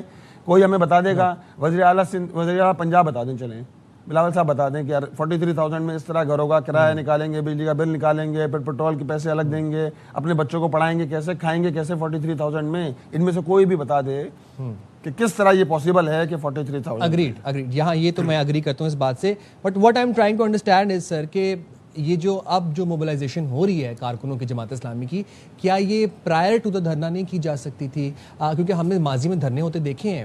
25-30 ہزار بندہ جب سڑکوں پہ ہوتا ہے تو حکومت مانتی ہے، مطالبات ہوتے ہیں، مانے جاتے ہیں، مذاکرات ہوتے ہیں، حکومت بیٹھتی ہے. ابھی اس وقت ہم جو ہمارے نمائندے میں رپورٹ کر رہے ہیں وہ یہ بتاتے ہیں کہ آتے ہیں کارکنان، گروپس کی شکل میں آتے ہیں، بٹ مخصوص ٹائمنگز میں آتے ہیں. کچھ 6 بجے کے بعد آتے ہیں، پھر نوجوان آتے ہیں، وہ مطلب اپنے ٹائم سے آتے ہیں، خواتین آتے ہیں اپنے ٹائم سے آتی ہیں. تو موبلائز پہلے کیوں نہیں کیا گیا؟ اور ابھی اس وقت اسٹریٹ پاور کتنی ہے موجودہ؟ دیکھیں جی، موبلائزیشن تو چل رہی ہے نا پورے ملک کے اندر. ہم دھرنے دے رہے ہیں، اور یہ دھرنے خود موبلائزیشن کا ایک بہت بڑا ذریعہ ہے، تحرک کا بہت بڑا ذریعہ ہے اس کے. اور ہمارا تو دھرنا جو ہے صرف دھرنا گاہ تک محدود نہیں رہے گا. اب دیکھیں آج ہم پورے شہر کے، یعنی دھرنے گاہ کے اندر بھی دھرنا چل رہا ہوگا، اور ساتھ ساتھ پورے شہر کے اندر بھی انشاءاللہ تعالی موبلائزیشن نظر آئے گی. کل ہم بہت بڑا جلسہ عام کرنے جا رہے ہیں, حافظ نعیم الرحمان صاحب تشریف لا رہے ہیں, تو موبلائزیشن وقت گزرنے کے ساتھ ساتھ بڑھے گی. اور دھرنے کا تو ٹرینڈ یہ ہے کہ پہلے دن, دوسرے دن, تیسرے دن گریجولی بڑھتے اویئرنیس بڑھنے کے نتیجے کے اندر لوگوں کا پھر رجوع ہوتا ہے. اور یہ مسئلہ دیکھیں, یہ میرا مسئلہ نہیں ہے نا ذاتی, نہ حافظ نعیم الرحمان کا مسئلہ ہے, نہ صرف جماعت اسلامی کا, عام ہم سب کا مسئلہ ہے نا. جو پیٹرول ڈلوا رہا ہے وہ لیوی دے رہا ہے, اور یہ اس کو اندازہ ہی نہیں تھا کہ کیا ہو رہا ہے اس کے ساتھ. اچھا منم ظفر صاحب, اس وقت آپ کے خیال میں آپ نے بتایا کہ اراؤنڈ 180 روپے لیوی لی جا رہی ہے, اس میں پھر کاربن لیوی 5 روپے الگ سے لی جا رہی ہے, اس میں پھر ڈسٹریبیوشن مارجن ہے, بہت سی اور چیزیں, اس میں ریفائنریز کے مارجن ہے. اس وقت موجودہ پیٹرولیم پرائسز کی کیا قیمتیں کیا ہونی چاہیے تھیں؟ اور دوسرا میں آپ سے جاننا یہ چاہ رہا ہوں کہ جس وقت جنگ شروع ہوئی تھی, خام تیل قیمتیں انٹرنیشنل مارکیٹ میں اراؤنڈ 75 to 80 کے بیچ میں فلکچویٹ کر رہی تھیں. اب پھر دوبارہ 85 تک تو آ گئی ہیں, 85, 86, 84, 83 یہاں پر فلکچویٹ کر رہی ہوتی ہیں. حکومت کہاں پہ ناکام ہوئی ہے؟ وہ ریلیف کیوں نہیں آ رہا؟ پیٹرول واپس کیوں نہیں گیا پری وار والی اپنی پوزیشن پہ؟ دیکھیں 28 فروری کو پیٹرول کی قیمت 258 روپیز تھی, 257 258 روپیز تھی, اور ایک ساتھ جو ہے وہ اس کو بڑھا کر 55 روپے بڑھا دیا گیا. بالکل بڑھا دیا گیا. اور بڑھانے کے بعد پھر یہ کہا گیا کہ جی ڈیلی بیسس پہ اب جو ہے وہ اس کی جو ہے وہ مقرر ہوگی, اس کے ریٹ جو ہے وہ پرائز مقرر ہوں گے. اب بتائیے کہ آپ انٹرنیشنل مارکیٹ ہے, انٹرنیشنل مارکیٹ میں پاکستان میں کیا ٹائم چل رہا ہے, انٹرنیشنل مارکیٹ میں انٹرنیشنلی کیا وقت ہے. پھر اسی طرح دیکھیں نا آپ, اب روزانہ بڑھانے کے نتیجے میں ہوتا کیا ہے, ایک چیز کراچی سے جاتی ہے, اب کنٹری جاتی ہے, 3 دن میں پہنچتی ہے, وہاں پہنچتے جہاں سے ریٹ چلے 15 روپے بڑھ گئے. یہ تو مطلب آپ دیکھیں نا خود, تو ایک تو پر روزانہ کی بنیاد پہ انہوں نے جو قیمتیں مقرر کرنا شروع کی ہیں, بھائی کون اس کو آپریٹ کر رہا ہے, کون اس کے پیچھے ہے, کون چلا رہا ہے یہ پورا معیشت کا دھندا چلا رہا ہے. پھر آپ یہ دیکھیے نا کہ انٹرنیشنل مارکیٹ میں کم ہو رہا ہے, پاکستانی عوام کو فائدہ ہو رہا ہے, نہیں ہو رہا پاکستانی عوام کو فائدہ. اگر انٹرنیشنل مارکیٹ میں کمی کا فائدہ آپ نہیں دے رہے, لیکن جب بڑھتا ہے تو آپ نے, یعنی 3 اپریل 2026 کو تو قیمت کہاں چلی گئی, 458 روپیز پر لیٹر چلی گئی. اور لیوی جو 80 روپے تھی, صرف پیٹرولیم لیوی کی بات کر رہا ہوں, جو بھتہ ٹیکس وصول کر رہے ہیں 80 روپے سے 160 روپے آپ نے کر دیا. اور پھر آپ جو ہے فخر کے ساتھ کہتے ہیں کہ ہم نے پچھلے مالیاتی سال میں 1567 بلین 1566 ارب روپے ہم نے لیوی کی مد میں وصول کیے ہیں, اور اپنے ٹارگٹ سے بھی ہم نے 100 ارب روپے زیادہ وصول کیے ہیں. تو یہ تو ایک عام آدمی, ایک طالب علم, ایک فوڈ رائڈر, ایک میڈیا پرسن, یعنی مزدور, ہر ایک کو مطلب آپ نے ان کی جیبوں پہ ڈھاکہ ڈال رہے ہیں آپ, اور آپ کہہ رہے ہیں 100 ارب روپے ہم نے اپنے ٹارگٹ سے زیادہ طے کرے ہیں. تو بھائی ایف بی آر کیا کر رہا ہے, اس کا ہزاروں کا عملہ کیا کر رہا ہے, کیوں جو ہے مطلب آپ فری پیٹرول آپ کو مل رہے ہیں, آپ کو فری بجلی آپ کو پرووائڈ کی جا رہی ہے, لیکن ایک عام آدمی پریشان حال ہے. آپ یہ کہتے ہیں کہ حکومتی نمائندے جو ہیں وہ اپنی شاہ خرچیاں کم کریں اور ریلیف جو ہے وہ عوام تک منتقل کریں. اب آپ کا اگلا لائحہ عمل کیا ہے, میں جاننا یہ چاہ رہا ہوں. حافظ نعیم الرحمان تو کل تقریر میں کہا کہ پہیا جام ہڑتال کر دیں گے, ملک بند کر دیں گے, ملک میں کچھ بھی نہیں چلے گا, ہم یہاں تک بھی جا سکتے ہیں. تو کیا ایکسٹریم ہے, کیا ایکسٹینٹ ہے اس دھرنے کی؟ دیکھیں جی, دھرنا تو ابھی چل رہا ہے نا, ہمارے پاس دھرنا پرولونگ ہوگا, آپشن موجود ہے. ہمارے پاس یہ آپشن موجود ہے کہ لانگ مارچ کیا جائے. ہمارے پاس یہ آپشن موجود ہے کہ دھرنا بھی چلتا رہے, اور جس طرح ہم نے شہر کراچی کے اندر ہم نے دھرنے کو پورے شہر کراچی کے اندر پھیلا رہے ہیں, ماس موبلائزیشن بھی ہوگی, دھرنا بھی چلتا رہے گا, لوگ اپنی اپنی آبادیوں میں بھی کریں گے, اس کے بعد ریلیاں بنا کے دھرنا گاہ کے اندر اسلام آباد جانے کا بھی کہا حافظ نعیم الرحمان صاحب. بالکل, آپشن سارے موجود ہیں نا, لانگ مارچ کا آپشن بھی موجود ہے, اسلام آباد کا آپشن بھی موجود ہے. یہ سارے آپشنز تو موجود ہیں ہمارے پاس, اور ہم پرامن سیاسی جمہوری جدوجہد پہ یقین رکھتے ہیں. آپ نے دیکھا نا 7 اگست کو ہم نے لوگوں سے کس بات کی اپیل کی, 7 اگست ہم نے کہا کہ آپ جہاں موجود ہیں نا, آپ آئیے, آپ مین شاہراہوں پہ سڑکوں پہ نکلیے, کچھ نہ کریں. آپ بائک چلاتے ہیں نا, اپنی بائک بند کر کے احتجاج ریکارڈ کرائیں, کسی کو پتھر نہ ماریں, کسی کو ڈنڈا نہ ماریں, کسی کا شیشہ نہ توڑیں. پرامن سیاسی جمہوری جدوجہد, اور اس میں بڑی قوت ہے. یہ تشدد, یہ ہنگامہ, اس پرامن سیاسی جدوجہد سے وابستہ ہو جائیے. اپنے حق کے لیے بات کر رہے ہیں نا, عوام کے حق کے لیے بات کر رہے ہیں. ظاہر ہے وہ آئینی حق ہے. بالکل, بہت شکریہ منم صاحب, آپ نے پروگرام کے لیے وقت نکالا. اور جناب منم کا یہ کہنا ہے کہ دھرنا جاری رہے گا جب تک مطالبات نہیں مانے جاتے, اور پرائمری جو ان کا مطالبہ ان سے گفتگو کر کے مجھے سمجھ میں آیا ہے وہ یہ ہے کہ حکومت اپنی شاہ خرچیاں ختم کرے, اپنی ایکسٹراویگنس پرچیزنگ, یہ جو شاپنگ سپریز چل رہی ہیں ان کو ریڈیوس کرے, اور ریلیف جو ہے وہ عوام تک منتقل کیا جائے پیٹرولیم مصنوعات میں کمی کے حوالے سے. یہاں پر مجھے لینے ایک چھوٹی سی بریک, جناب گفتگو کے سلسلے کنٹینیو کریں گے. ہمیں جانا ایک بریک پہ, حاضر ہوں گے بریک کے بعد. سے دیا وداس.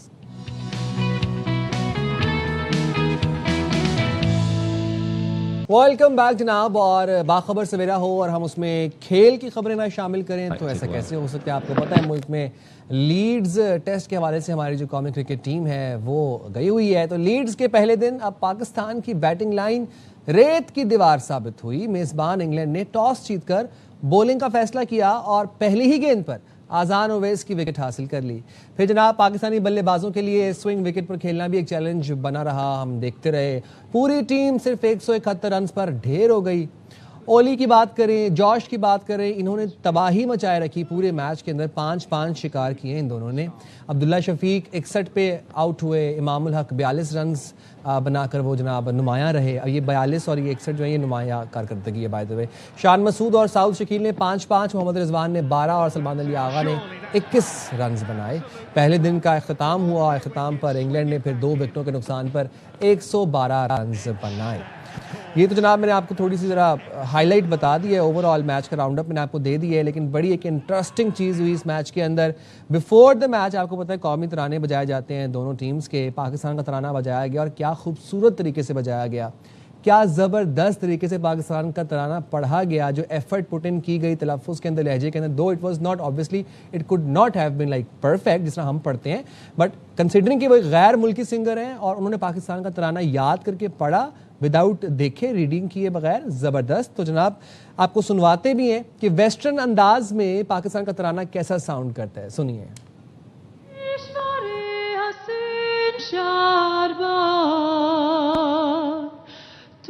निशानी आज़मी आलिशान अर्ज़े पाकिस्तान मरकज़ी यकीन शारबा पाक ज़े ज़मीन का निज़ाम कुव्वते या कुव्वते अवाम काल मुल्क सुल्तानेत शारबाद मंजिले मुराद परशमे सितारा हिलान रह बरे तरक्की ओ कमाल तर्जुमानी माज़ी जाने शाह जाने इस्तकबाल साया है खुदाए जुल जलाल। ज़बरदस्त जनाब, standing ovation and huge round of applause. बड़े दिल से उन्होंने तराना पढ़ा है और अब सोचें कि याद करके तराना पड़ा है, वो कहीं से देख के नहीं पढ़ रही। क्या ज़बरदस्त खूबसूरत बात है। लेकिन जनाब क्रिकेट शायकीन के लिए बड़ी अच्छी खबर है हमारे पास और वो ये है कि अक्टूबर नवंबर में पाकिस्तान में तीनों फॉर्मेट की क्रिकेट के लिए मैदान सजेंगे और शायकीन भी हैं अब भरपूर तरीके से तैयार और वो एंजॉय करेंगे। पाकिस्तान क्रिकेट बोर्ड ने पाक श्रीलंका टेस्ट और T20 सीरीज के साथ ट्राई नेशन सीरीज के शेड्यूल का भी ऐलान कर दिया है। पाकिस्तान और श्रीलंका के दरमियान 2 टेस्ट और 3 T20 मैच खेले जाएंगे, जबकि T20 सीरीज 9 से 13 अक्टूबर और जो टेस्ट सीरीज है वो 9 से 21 नवंबर तक खेली जाएगी। इस दौरान 3 मुल्की वनडे टूर्नामेंट भी खेला जाएगा जिसमें पाकिस्तान, श्रीलंका और इंग्लैंड की टीमें शरीक होंगी। तो हमारे साथ मौजूद है नुमाइंदा खुसूसी बराए खेल शाहिद हाशमी साहब। शाहिद भाई से कर लेते हैं। शाहिद भाई बहुत शुक्रिया, आपने प्रोग्राम के लिए वक्त निकाला। जनाब कल जो हमने मैच देखा शाहिद भाई, पाकिस्तान की बैटिंग लाइन तो रेत की दीवार से भी कमज़ोर नज़र आई। एक के बाद एक, एक के बाद एक, एक के बाद एक वापस में मिलियन लौट गए। कल हुआ क्या था, क्या गलतियां हुई हमारी टीम से? देखिए ये जो बयान है कि रेत की दीवार साबित हुई, इसके इतने हम आदी हो चुके हैं कि अब ये रेत की दीवार बस रेत की दीवार ही हम कहते रहेंगे। ट्रू, ऐसा ही है। जबकि लीड्स की पिच जो हेडिंगले ग्राउंड है, इसकी पिच इनके क्यूरेटर ये फरमाते हैं और जो काउंटी के 3 मैच हो उसमें उससे साबित भी होता है कि अब ये बैटिंग के लिए बहुत अच्छी हो गई। काउंटी के जो 3 मैच हुए थे उसमें एक मैच में एक टीम ने 500 रन बनाए पहले बैटिंग करते हुए, सामने वाली टीम ने भी 500 रन जड़ दिए। एक टीम ने 400 रन बनाए तो उसके जवाब में सामने वाली टीम ने 300 रन जड़ दिए। तो पाकिस्तान को जब टॉस जीत के उन्होंने बैटिंग दी और हमने पिच का जब मुआयना किया, देखा हमने पिच को टेलीविजन पर, तो पता चला कि इसकी काफ़ी घास उड़ा दी गई थी। तो ये विकेट तो बहुत ही अच्छी थी बैटिंग के लिए। और जिस वक्त अब्दुल्ला शफीक और इमामुल हक ने बैटिंग की है, बड़ी अच्छी جو 91 کی انہوں نے پارٹنرشپ کی، اس وقت لگ رہا تھا کہ جیسے انگلینڈ نے غلطی کر دی پاکستان کو بیٹنگ دے کے. اسی پچ پر، اسی گراؤنڈ پر پچھلے سال جب انگلینڈ نے ٹاس جیت کر انڈیا کو بیٹنگ کی دعوت دی تھی تو انہوں نے 471 رن بنائے تھے اور ہم نے 171 رن. تو ہماری جو بیٹنگ ہے وہ اسی طرح چل رہی ہے. یہ کافی عرصے بعد پہلی اننگز کا کوئی کنڈیشن سے ہم آہنگ نہیں تھے ہمارے پلیئرز، کوئی پچ تو آپ نے بتایا بڑی زبردست تھی، تو پھر ایشو کیا تھا؟ دیکھیں کنڈیشن تو مشکل ہوتی ہے انگلینڈ کی، اور کل چونکہ کلاؤڈی تھا تو اس لیے گیند ہوا میں جو سوئنگ ہوتی ہے نا وہ تھوڑا مشکل کرتی ہے پاکستانی بیٹسمینوں کو، اور کلاؤڈی تھا اس لیے گیند سوئنگ بھی ہو رہی تھی، اسی لیے اورلی رابنسن نے 5، جارج ٹنگ نے 5 آؤٹ کر دیے، اور پاکستان کی بیٹنگ اسی طرح چل رہی ہے. یعنی آخری 8 وکٹیں پاکستان کی 74 رنز پر اور آخری 7 وکٹیں 54 رنز پر گری. یعنی ہماری ٹیل جو ہے وہ ہمارے آخری کے جو 5 کھلاڑی ہیں وہ رنز میں اضافہ ہی نہیں کر پاتے. 16 اننگز ہو گئیں کہ ہماری آخری 5 وکٹیں 100 رنز کا بھی اضافہ نہیں کر پاتی. تو بڑا مایوس کن ہے، لیکن اب اچھی بالنگ کرنی پڑے گی. ایسا نہیں ہے کہ پاکستان واپس نہیں آ سکتا ہے اس گیم میں. انگلینڈ کی بھی بیٹنگ اتنی اچھی نہیں ہے. اگر ہم روٹ کو اور بروک کو جلدی آؤٹ کر لیں گے تو ہم ان کو کم از کم لیڈ دیں. زیادہ لیڈ دیں گے تو پھر ہمارے لیے بڑی مشکل ہو جائے گی، اس لیے کہ سیکنڈ اننگ میں تو ہم مشہور ہیں اچھی بیٹنگ نہیں کرتے. تو حالات مشکل ہیں، لیکن ایسا بھی نہیں ہے کہ پاکستان کم بیک نہیں کر سکتا. اگر اچھی بالنگ کریں گے، انگلینڈ کی لیڈ کو روکیں گے تو پاکستان اس ٹیسٹ میچ میں واپس آ سکتا ہے. ویسے عبداللہ شفیق اور امام الحق کی بیٹنگ سے آپ کچھ مطمئن ہیں؟ کوئی ذرا ٹھنڈی ہوا کا جھونکا آیا؟ بالکل، عبداللہ شفیق نے تو جو پچھلا ٹیسٹ ہم ٹرینیڈاڈ میں کھیلے تھے وہاں پہ بھی بڑی زبردست سینچری 160، پھر اگلی اننگز میں بھی 25-26 ناٹ آؤٹ بنائے تھے.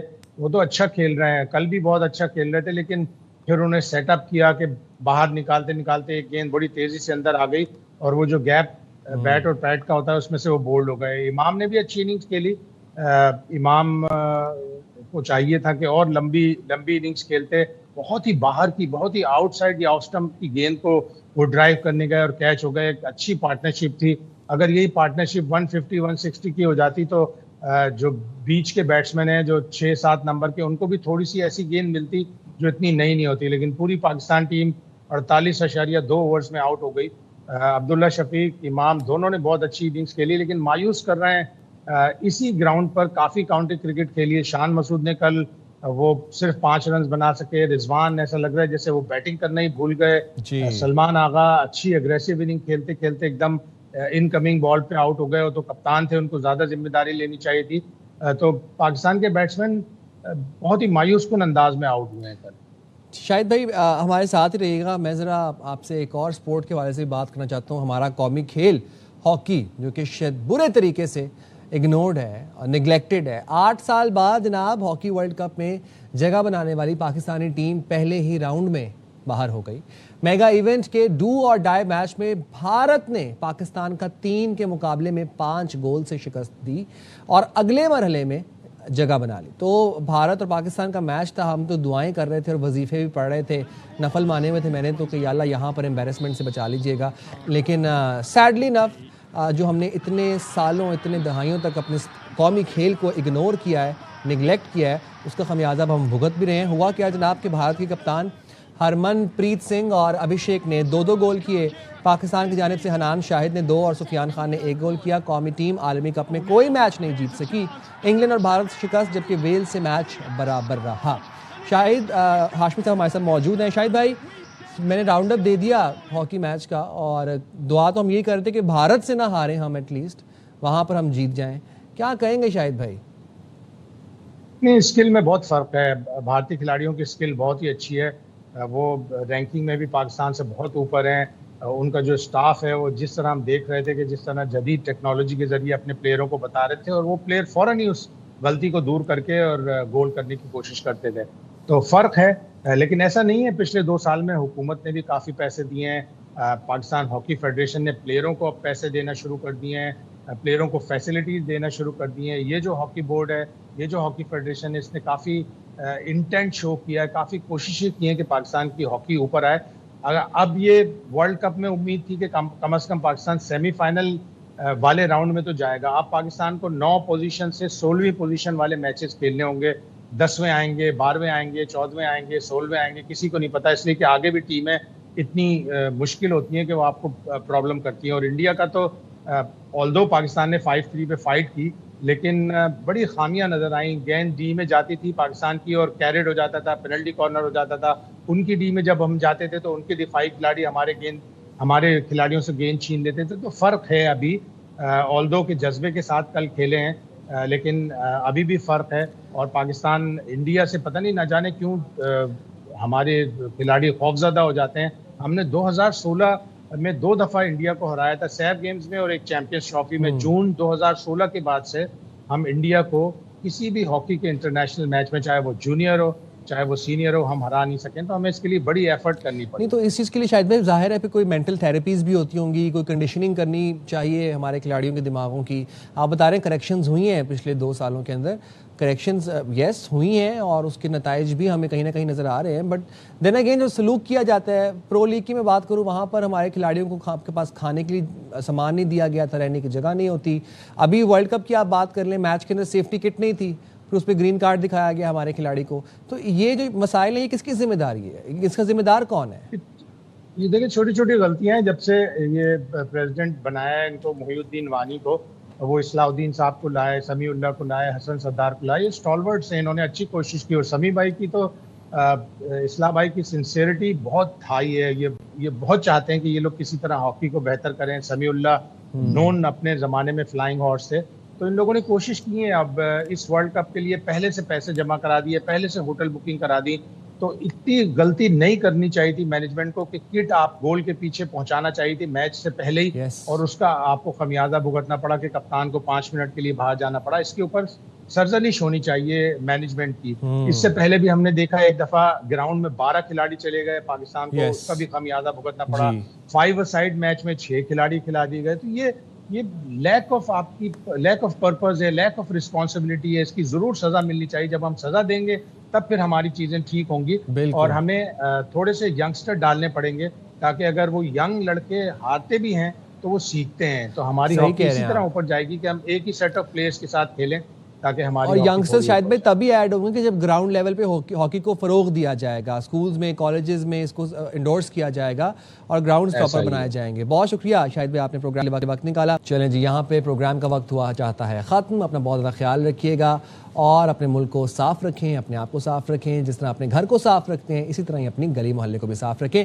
مجھے دیجیے اجازت, اپنا بہت زیادہ خیال رکھیے گا. اللہ حافظ. پاکستان زندہ باد.